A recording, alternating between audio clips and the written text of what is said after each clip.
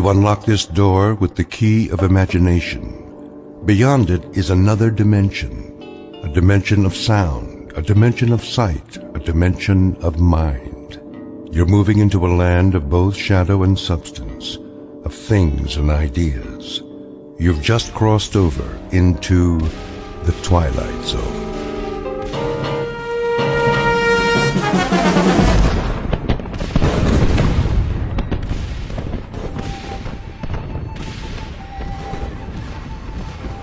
The date is Tuesday, September 11, 1864. We are encamped outside Atlanta, and the destruction goes on. I know not what history will make of this conflagration, but I have witnessed it at close range. I feel it my duty to set down these observations before the prism of time colors them in a different light. As to the present battle, then my words may seem harsh, but I assure you, this is how it was. We charged the enemy's works and carried them with the bayonet. The earth ran red. The air was filled with the screams of the wounded and dying. But we were many, and they were few. And so we triumphed. Nonetheless, and despite urgings to the contrary, the battle raged on. The city was ours. There was no need to destroy save that which could be of use in the fight against us, but Sherman was drunk with victory. He himself started the fires, the flames which annihilated that great citadel of grace and beauty. One of us should have sent a ball into Sherman's brain. It would have been so easy. But somehow we couldn't, and that devil knew it. He knew it, and he mocked us for our cowardice. The good die young, I've heard him remark. If you're evil enough, you'll live forever. And with that, the entry from Major Skelton's diary ends. So it was that the Union soldiers burned Atlanta. Questions? Professor Jameson? Yes.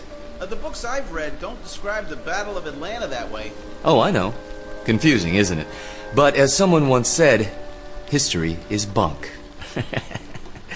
Who was it now? I should know that. Henry Ford. Yes, of course. That's it. Mr. Ford. Thank you, Professor Kittredge. Helps when a Nobel Prize winner sits in on your class. You should drop by more often, Sam. You seem to do quite well without me. I could always use a good teaching assistant. So, to sum up today's lecture, the Union soldiers did indeed burn Atlanta for no good reason after the battle was won. You may have seen a more pictorial version in the motion picture Gone with the Wind, but I assure you, the conquering troops took no pleasure in their work. They were forced to it by a man they hated more than they could ever hate the rebels. An ugly, sullen, appallingly brutal general named William Tecumseh Sherman. The history books have glorified this monster, attributing to him qualities of courage and integrity. Trust me, he had no such qualities. He was just a small, evil man, with tiny red eyes and a dirty beard, and a way of talking that made you quietly want to slit his throat. What a great lecture. I really like this class. Professor Jameson makes it so real. I forgot to take notes. Oh, you can borrow mine. When's the test? I don't know. I think it's next Tuesday.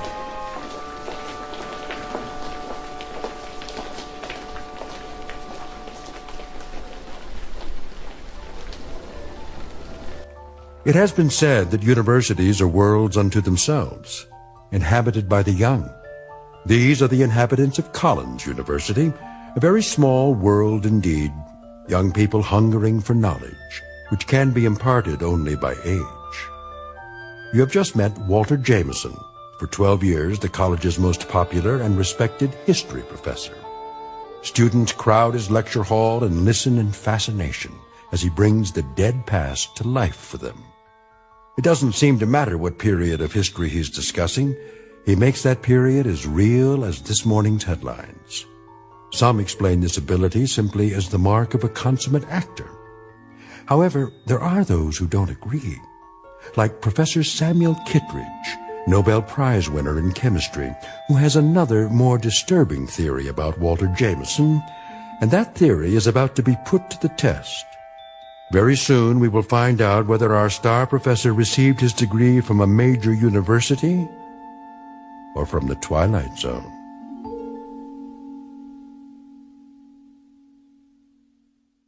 And now, The Twilight Zone and our story, Long Live Walter Jameson, starring Lou Diamond Phillips, with Stacy Keach as your narrator.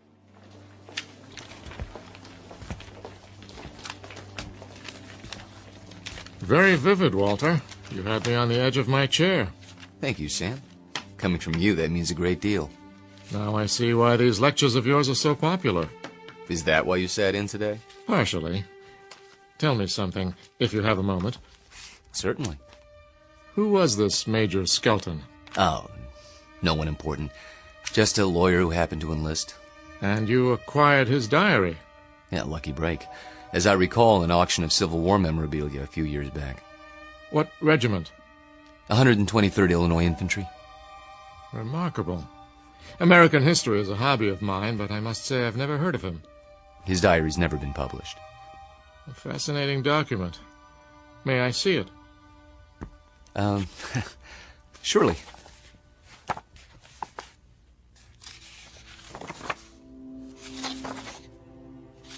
Well preserved. It was stored in someone's attic for 100 years. I don't think it had ever been read. You come across objects like this once in a while, put away in boxes. They didn't know what they had. You could resell it for a nice price, I imagine. Original source materials are hard to come by. Don't suppose I could borrow it? I never lend books to absent-minded professors. Remember the last time? Yes. I guess you're right. Time for some coffee? What? I'm going past the student union on the way to my office. Not today. I have a paper to work on for the conference. Oh, I almost forgot. Can you come by for dinner? Whose invitation? Yours or Susanna's? Mine, this time. Something on your mind? Nothing special, just your company. We have a chess game to finish, if I'm not mistaken. Say 7 o'clock? All right, 7 it is. Good. See you then.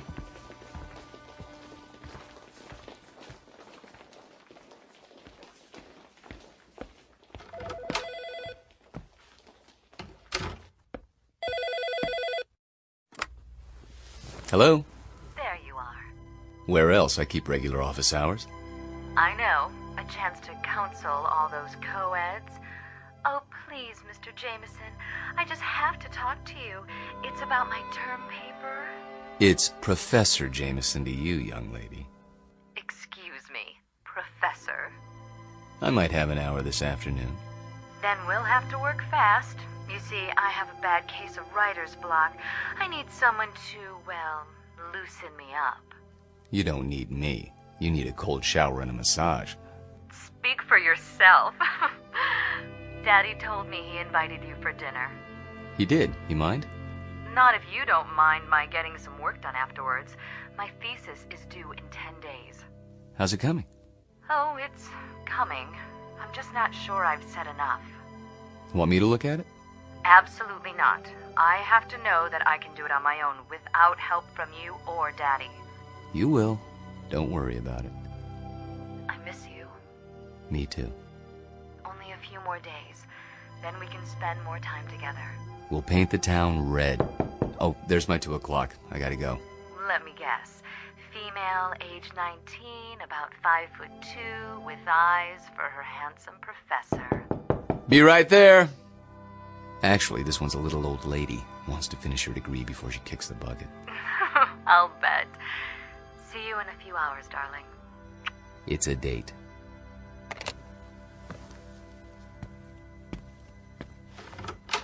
Oh, there you are. Come in, Janice. I was afraid I was late. Someone else is waiting for you. You're my only appointment this afternoon. She asked if this was your office. A student? No, I don't think so. She's sort of elderly. She acted like she knew you. Hello? Hello? She'll probably come back. Oh, I'm sure you're right. Now then, Janice, how can I help you? I'm sorry to bother you, Professor, but I'm having trouble with the assignment. Can't find all the books? The research library isn't supposed to check out certain materials, but sometimes... It's not that. I've got everything I need, but the authors on the list, they don't agree with your version. So my question is, which version should I use, yours or theirs? Remember what Ford said. What? Never mind. Start with the basic events. Everyone's in agreement there. As to interpretation, that's up to you. Just tell me what you think happened and why, based on all the accounts. Original thought is what counts. But how can I be sure if I wasn't there? That's always the problem, isn't it? There's an old adage. Those who were there know more than those who weren't. The problem is getting people to believe you. Nonetheless, you know what you know, so you learn to keep some things to yourself. But that doesn't affect you, Janice. We deal with truth in my class. Nothing but the truth, for better or worse. They say it can set you free.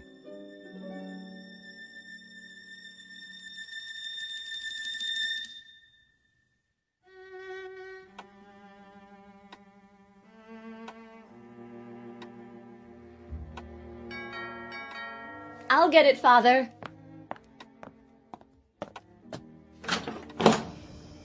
Hello there, miss. I've got a great deal on a set of encyclopedias. Sorry, we don't want any. Just let me get my foot in the door. Oh, really? You know what's wrong with you, Professor? What? You're always on time. Sort of takes the mystery out of things. Oh, so I'm not mysterious enough for you. That's just it. You're too mysterious. Except when it comes to keeping dates. Get in here. Mwah. What's that for? Because. Like my new dress? Awful. Get rid of it right away. You mean here and now? Watch it. You're a PhD, not some sorority girl. And not yet, I'm not. There's a little matter of a thesis, remember? A mere technicality. Anyway, it doesn't matter. You're about to give it all up and become a housewife. The devil she is. Hello, Sam. I didn't see you there. I'm giving you my daughter's hand, not her brain. Which I inherited from you. She'll get that PhD if I have to... Spank her. I know. Well, I like that. Spare the rod and spoil the child. Pour yourself a drink, Walter. Dinner's almost ready. Don't tell me you're the cook again tonight. Indeed. And why not? Don't you think it's about time Susanna learned for herself? He won't let me. Force of habit, after her mother died. Let's go into the dining room, shall we? I'll serve. You sure there's not something on your mind, Sam? Nothing that a good meal won't cure.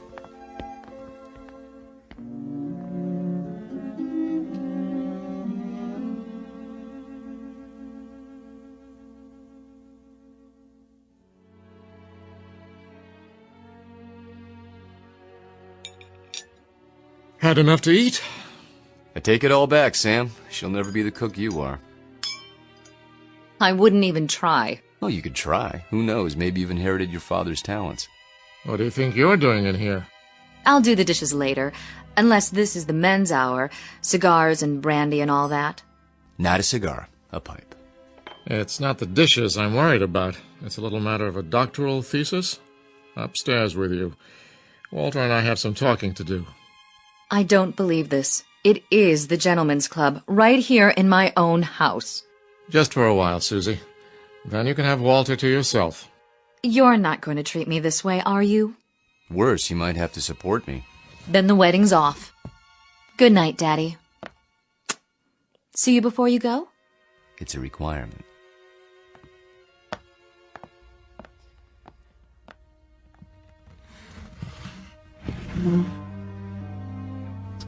Brandy? By all means. You know, you don't have to worry about her. She'll accomplish anything she sets her mind to, with or without us. Oh, I know that. But she's wasted a lot of time. She's almost 30, and I'm almost 70. You're talking about chronological age. You're both still very young. I don't feel young lately. Aches and pains. Let's sit down. The chessboard is exactly as we left it.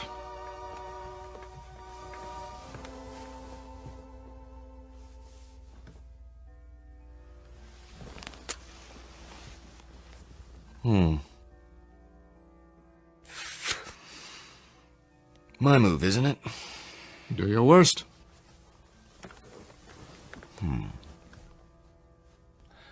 How about pawn to king's bishop 4? Look at that. You don't like it? Not the move. Your hands. What about them? Extraordinary, isn't it? They looked very much the same when we met, those two hands. Firm, smooth, not the slightest discoloration. Time marches on. For some of us. Walter, tell me something. Of course. How old are you? You know the answer. 44. My move. I seem to recall that when you applied for a position at the university, you listed your age as 39. That was, let me see, 12 years ago, which would make you 51 now. Come on, Sam. So I'm 51. Too old for Susanna, is that it? In a sense. What are you getting at? This is between the two of us. It won't go beyond this room. Really, Sam? Walter, when I met you, I was 58. I had most of my hair, all of my teeth, and hardly a wrinkle. Look at me now. In 12 short years, I've turned into an old man. But you haven't. It happens that way sometimes. I know. But why? Clean living? Don't ask me, Sam. You're the chemist. I'm just a history teacher. Yes, and you teach it very well. Do you know what your students say? They say it's almost as if you witnessed history firsthand. I try to make it interesting. Fake it, you mean? You could call it that. Yes, that's what I thought. But somehow it didn't seem like you. You're such an honest, precise man. Ah, here it is.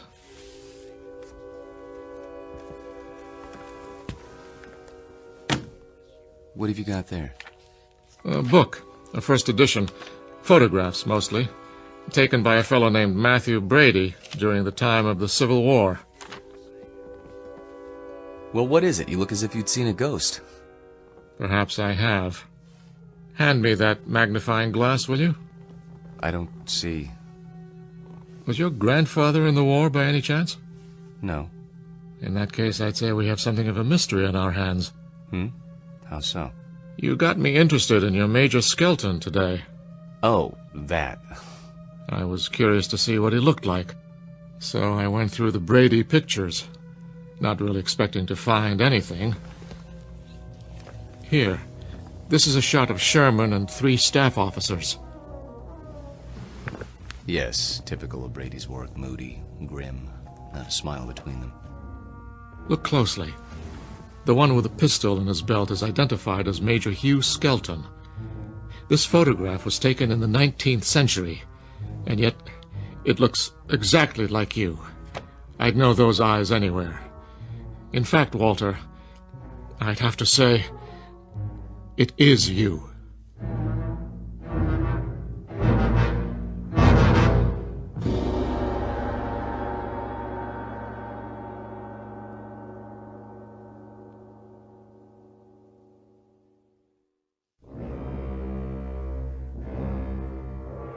It is you, Walter, isn't it?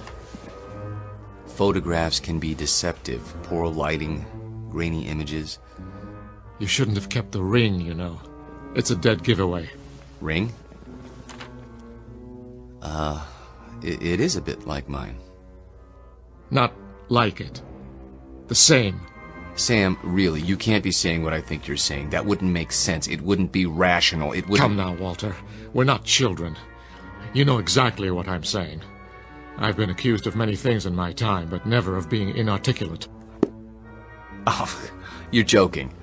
Just because a man in a picture happens to look like me. And happens to wear the same ring, and happens to have the same small mole on the left side of his face. Did you keep the pistol?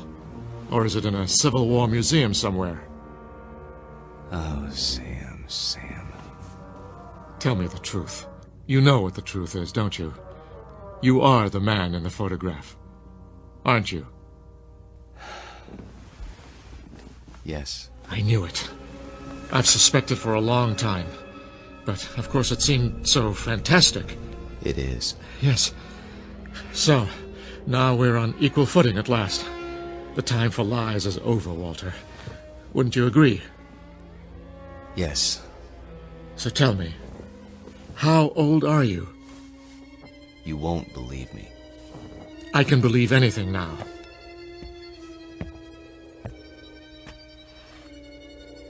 This bust on your mantelpiece? What about it? It's after a Greek statue, as I recall. The head of Cato the Elder. That's right. Let's just say, I'm old enough to have known this gentleman personally. But he lived more than 2,000 years ago. I said you wouldn't believe it. No, it isn't that, but 2,000 years? How, Walter, how? You don't know what you're asking. In heaven's name, this is what mankind has been dreaming of. Sam. To live forever. To go on learning and understanding eternally, without end, without death. Sam. Tell me the secret. I can't. You must. You owe it to the world. I owe the world nothing but contempt and pity. Then tell me, any part of it. I'm almost 70 years old. I have a heart condition. I'm going to die, but I don't want to until I finish my life's work. Walter, listen to me. Do you understand? I'm not ready to die. I can't tell you the secret because I don't know what it is myself. What? I was like you, Sam. Afraid of death. Too afraid to face the concept head on. When I thought of all the things there were to know and the pitifully few years man had to know them, I went cold with fear. And with anger, too, at the impossibility of it all. The combination was paralyzing. Every night I dreamed, as you dream, of more time, of immortality. Only if man lived forever, I thought, could there be any point to living at all.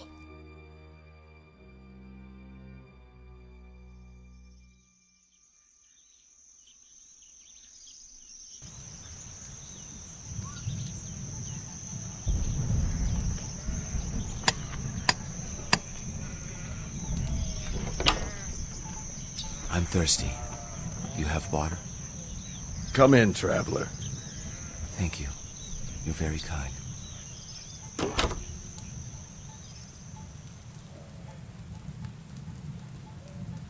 One day, on the road, I met a man.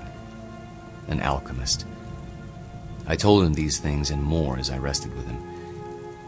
He said that he could grant my wish. Only it would cost money. A great deal of money. So I sold everything I had and paid him his money and submitted to his experiments. Drink this, young man. You may remain here until you recover.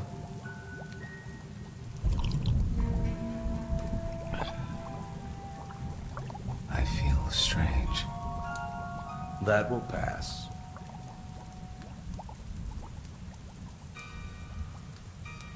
I remember very little of what followed, except that I was in a coma for many weeks. When I revived, I learned that the alchemist had been burned for blasphemy. You're not serious? An alchemist? The only legitimate one that I've ever known. You're asking me to believe something that goes against everything I know. Not without proof. But an alchemist? I'm a man of science. They knew nothing of chemistry. Lead into gold. Just as I thought. You won't believe it. Smoke and mirrors. Their methods were based on superstition, magic. What did he use?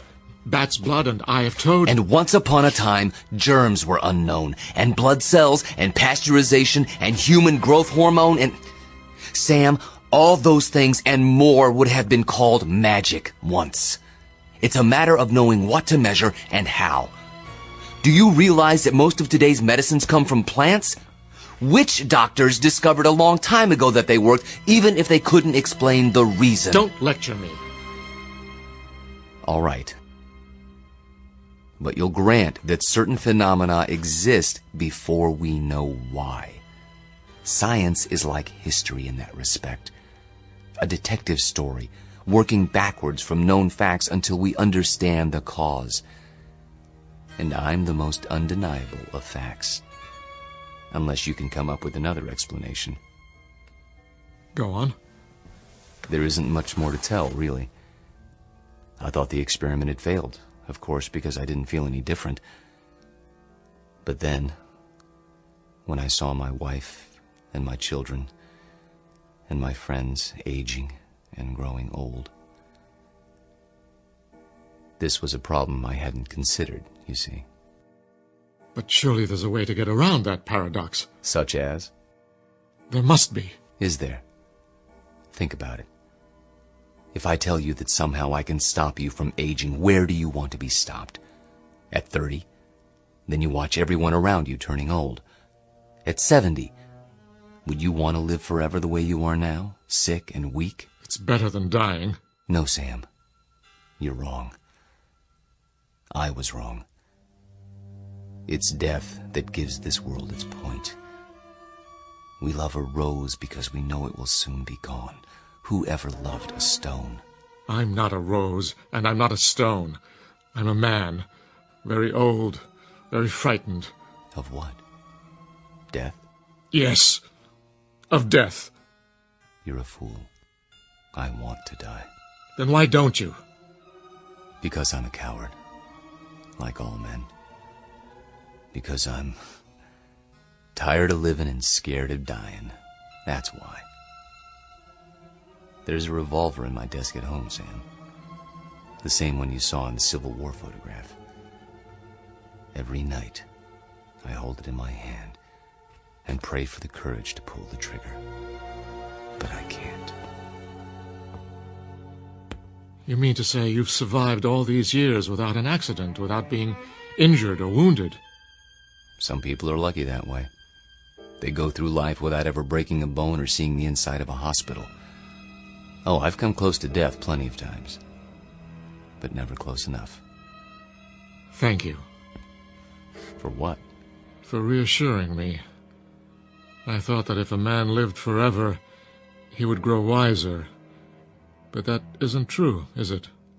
You grow tired. That's all. It must be lonely. That's a word that comes to mind. You say it as if you think it's a word I don't know anything about. I suppose you married more than once? Yes. How long with each woman, Walter? 10 years? 15? I take your point. Now you know why I attended your lecture. Why I asked you here tonight. It wasn't idle curiosity. I suspected as much. Sam, this isn't a situation of my choosing, not any longer. I tried to resign 6 months ago, but you talked me out of it. Do you remember? Yes. Do you know why? I knew that Susanna was falling in love with me. And I knew what would happen, because it had happened before. A few years of happiness, and then... I warned her. I did everything I could to discourage her. Except tell her the truth. How could I do that? She'd have thought I was mad. Then why didn't you leave? Because it was too late. I was in love with her. Everything was against it, all my reason and experience. But that didn't matter, and God help me, it doesn't matter now. It does to me. Walter, I can't let you marry my daughter. And why not? Susie. Well, go ahead. I asked a question, Father. We were just having a conversation. So I gather. How long were you standing at the top of the stairs? Long enough to hear that there's some sort of disagreement over me. Don't you think it would have been considerate to include me in the negotiation? It's not a negotiation. Please, don't misunderstand. Your father seems to think I'm too old for you, darling. Susanna, let me explain. That's the silliest thing I've ever heard. Good. In that case, you will marry me? I thought that's already been decided. You asked, and I accepted. Unless you're having second thoughts. Nonsense. If I had my way, we'd do it tonight. Are you serious? I've never been more serious in my life. I think you mean it. There's a justice of the peace in the next county. Go upstairs and get your prettiest dress. I'll go back to my place and pick you up in an hour. But... Go. Go. Daddy? I can't very well ground you, can I? You're of legal age. Oh, Walter, I do love you. Though your timing is a bit of a surprise. Life is a surprise. If we're not ready now, when will we be? Next week? Next year? We have to seize happiness when it comes, and it's here now. 1 hour, darling.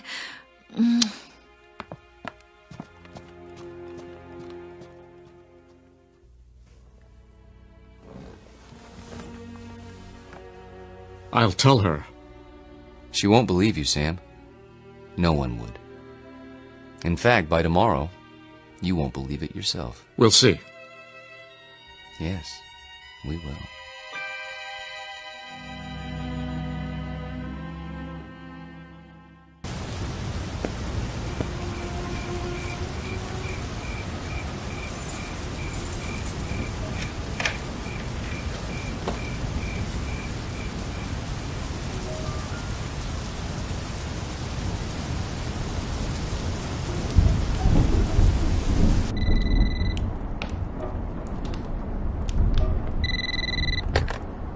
Yes? I'll give you one last chance, Walter.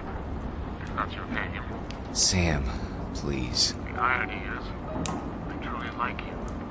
We've been fine friends. But when it comes to my daughter... You deny her happiness? Is that what you call it? People who love each other don't have secrets. They share their lives. They grow old together. Susanna's entitled to the same thing. Not a mockery of it. You think this is easy for me? Then do the honorable thing. Take yourself out of her life now, before this goes any further. There's nothing ahead for her but a broken heart, as she sees herself age while you don't. How long do you think you can keep it from her? And if I go away, will that make her happy? She'll suffer, but she'll get over it. You don't belong here, any more than that antique pistol in the photograph. It's still here, in my desk drawer. And so am I. That's reality, Sam. For better or worse. She's upstairs now, packing. If you come back, I'll expose you. Not just to her, but to the university and the world. Starting tonight. You mean it, don't you? You don't leave me much choice. Give me a few minutes. I need to think it through. Good. If you love her, you know what to do. Yes. I know what to do. Only... I don't know if I have the courage. Hello, Tommy. Who are... You needn't stand up. How did you get in? You left the front door open. Who are you? Don't you recognize me, Tommy? No, I don't think I... Look hard into my eyes. You called them the most beautiful you'd ever seen once. A long time ago. I think you've made a mistake. No. It's you, Tommy. My name is Jameson. Professor Jameson. And if you don't leave my house at once, I'll be forced to call campus security. Don't pretend with me. I know who you are.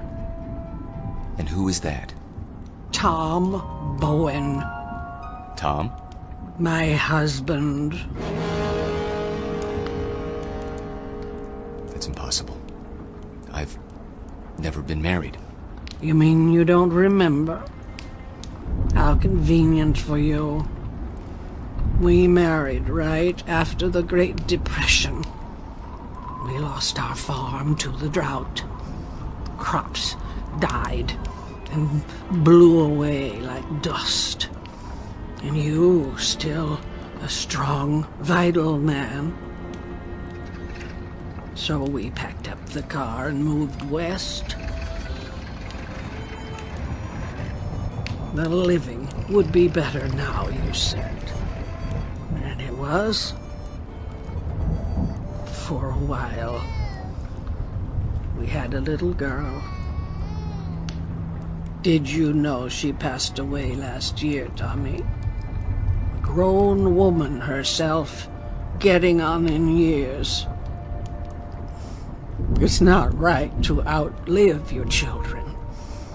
But me, I had to keep going. It was like I'd been waiting all these years, waiting to know where you went when you ran off. And now, I found you. My dear lady, perhaps if you told me who you're looking for, I could... Oh, stop. Please, stop. I saw your picture in the paper. I knew it was you by those eyes. And the ring. You always wore it. So I had to see if it was true. It is. No, Lord. Look at that. I can't explain it. I only know what I see. I've grown old, and you haven't. Don't. Please. And now you're going to marry someone else and leave her the way you left me. Lorette, for God's sake. I can't let you marry her, Tommy. You're mine. Don't touch me. What's this? Put the pistol down. Oh, I remember that gun. You used to keep it locked away. Said it belonged to your great-grandfather. Take it out and oil it like you knew you were going to use it someday. Is it still loaded? I said put it down. Tommy, what you're doing, it's wrong. You can't go on hurting people the way you hurt me. I won't let you. Lorette, for the love of... What was that? I didn't hear anything. Are you sure? I thought... Thought what? I don't know. Susanna, dear, please wait. Don't try to stop me. I've made up my mind. I know. It's not like I'm going away. Walter and I will be married, and then we'll come back and I'll move my things into his house. It's only down the block. I'll still see you every day and... Shh! I did have some things to say to you. Very important things. But now, I don't know where to start. Please don't. I'm nervous enough as it is. Can't you be happy for me? I know it's a change, a big change, but surely you're not surprised. You must have seen it coming. I know we haven't talked much about it, but... Do one thing for me, sweetheart. What? Bring me my reading glasses. I shan't be able to sleep while you're off eloping. At least I can get some reading done. Oh, Daddy. Thank you. Where did you leave them? Upstairs in my bedroom, as I recall. Would you mind getting them for me? Of course I will. If Walter comes to the door, tell him... I know what to tell him. Don't expect him just yet. There's still time. Wait right here. I'll find them.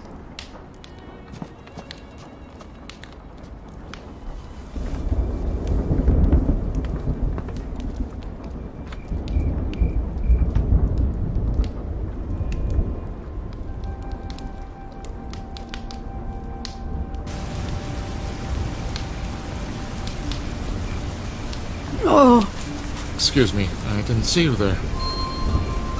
I saw my Tommy. He's resting now. Good evening to you, madam.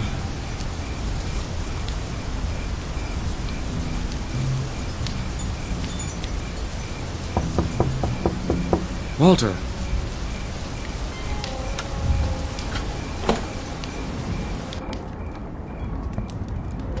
Walter? Where the devil are you? Hello, Sam. Why are all the lights off? I was just, thinking. The window's open. I know. I'll close it. No. What's the matter? It's a strange feeling after all this time. What do you mean? I mean, I've come to my senses. Tell Susanna. Tell her if you would. You're hurt. Turn on the light. Stay away. I'll call a doctor. No. But your hand, there's blood on it. Hard to avoid that when you've been shot. It's dripping all over everything. I'm leaking, Sam. Everything has been held inside for so long. It's running out. I feel light as a feather. Take my arm. Sit down. Quickly. A little late for that. I'm sinking, Sam. Right into the rug. It'll be quite a mess to clean up. What's happening to you? It's happening. At last. Your hair. Your skin. Sorry to fall apart on you. Oh. But nothing lasts forever. Thank God, Sam. Thank God. And His wisdom. Walter. Walter. Tell her. I'll try to think of something. Don't let her see me like.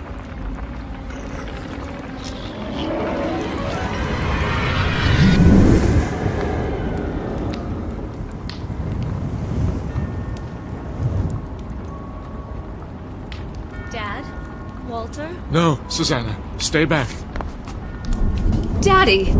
Go home. Where's Walter? Susanna, please, go home, now. Walter? He's gone. Gone where? I wish I could tell you. But there are his clothes, his shoes. Daddy! Daddy, what else is on the floor? Dust, my dear. Only dust.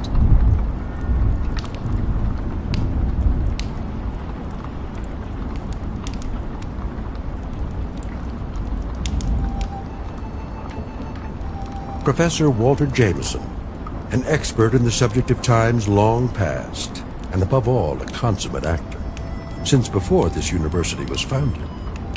He's finally completed his life's work, a history of the world that begins in the cradle of civilization and ends in our time, because the future was not his specialty. In fact, the simple truth is he had no future left. The past has a way of catching up with us, sometimes when we least expect it. They say that time heals all wounds, but it also wounds all heals. Rest in peace, Professor. You've just passed the ultimate final examination in the Twilight Zone.